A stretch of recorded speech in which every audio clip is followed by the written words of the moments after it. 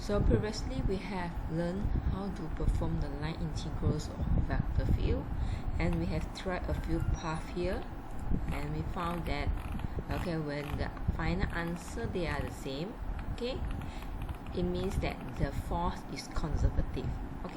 So we've tried a few paths here, their final answer are all the same, then so when the final answer for different paths are the same, it means that the f is conservative. So in order for f which is conservative, we have another method which we can use to calculate the work done by the force.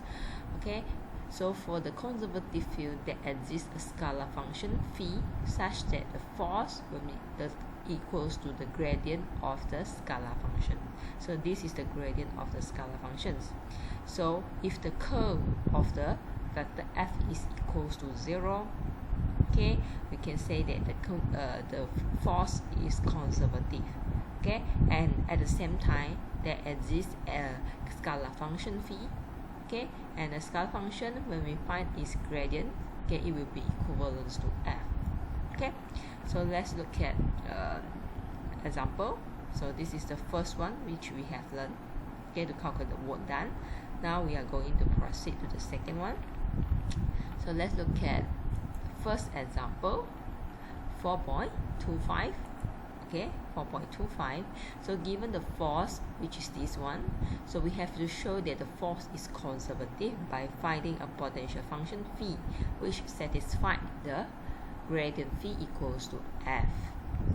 So here we already mentioned, when it is conservative, first of all, the curl of the vector f will be equivalent to 0. Will be equivalent to 0. So let's look at the solution here. So first of all, we calculate the curl of the vector f.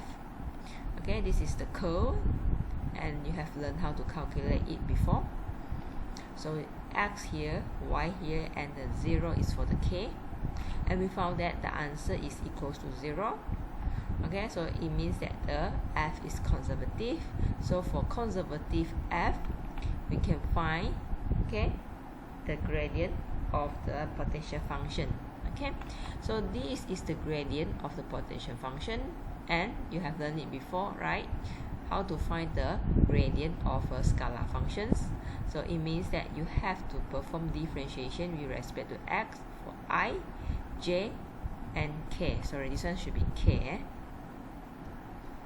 So this one should be k component. So if we compare the f from this equation, with the f which is given by the questions, we found that if we perform the differentiation of phi with respect to x, we will get x, and if we perform the differentiation of phi with respect to y, we will get a y. So which means that the phi can be obtained by integrate back the x, with respect to the dx. And this one is the same, we integrate the y with respect to dy here. So from both integration, we found that we can get this one and this one. So the phi will be the combination of this x squared divided 2 plus y squared divided 2. So if we check back, for this phi function, when we differentiate with respect to x, we'll get this one, and for the y, we will get this one, right? So just now I mentioned, the phi will be the combination of the integration answer from x dx and also from dy. Let's say now, the phi that you get, this is just an example. For example, this is for another questions. If the phi that you obtain, here will be 2x, and here is 2x plus 2y plus c. So when I say that we combine both of them, we have to only record one of it at once, which means that we shouldn't add the 2x and 2x together. We only consider the 2x for once because both they are the same. So the final phi will be 2x plus 2y plus c. So we only consider the parameter once, we cannot add them together. So when we have find the potential function here, we have to make a conclusions. Okay, since the curl of vector f is 0 and the potential function can be obtained, hence it is concluded that the f is conservative. Okay, so we have we can say that the f is conservative. Okay, next is find the work done by the force field on a particle moved from this point to this point. Okay, when we have confirm, okay, the force is conservative, okay, we can use the potential function that we obtained just now to calculate the work done. Okay, that is to replace the xy, okay, beginning and also the ending point into the potential function. Okay, so here when the x we replace with 2 and y we replace with 4, okay, we get the answer, and we minus with the answer when we replace the x and y to 0 respectively. Okay, so the final answer is 10. This is the same as what we have calculated just now, right? By different path, okay, we get the same answer. This is 0 and this is 10. Okay, here same as the answer. Let me try here. Right, because for this question we are using the same force. Okay, so let's look at one more example. Okay, example 4.26, page 165. So this is the force. So same thing, you have to prove it is conservative, okay, and find the potential function, and after that, okay, find the work done, okay, work done by the force from this point until this point.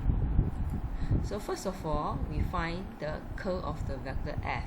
We have to prove that it is 0. Okay, so based on the calculation, it is 0. Okay, and for this one, okay, when we perform the it is to find the potential functions. So when we perform differentiation with respect to x for this potential function, it will be equivalent to the parameter x, okay, or parameter I of the force, which is y here, y, and this one will be the fy, okay, which is the parameter for j component. Okay, and we perform integration and we get these two answers. Okay, to get the final potential function, we have to combine the potential function from both. And if we check, here I have yx, here also I have yx or xy, but we only write this thing for once. Okay, we only write this thing for once. Okay, and this one is y squared plus c. Okay, so this shows that the f is conservative. Okay, we have to make a conclusion here. And for the b, okay, for the b, to find the work done, okay, we insert the starting point and also ending point. Okay, so this one we will get 0, and this one, okay, we will get the answer -1. So this is the work done, okay, by the force.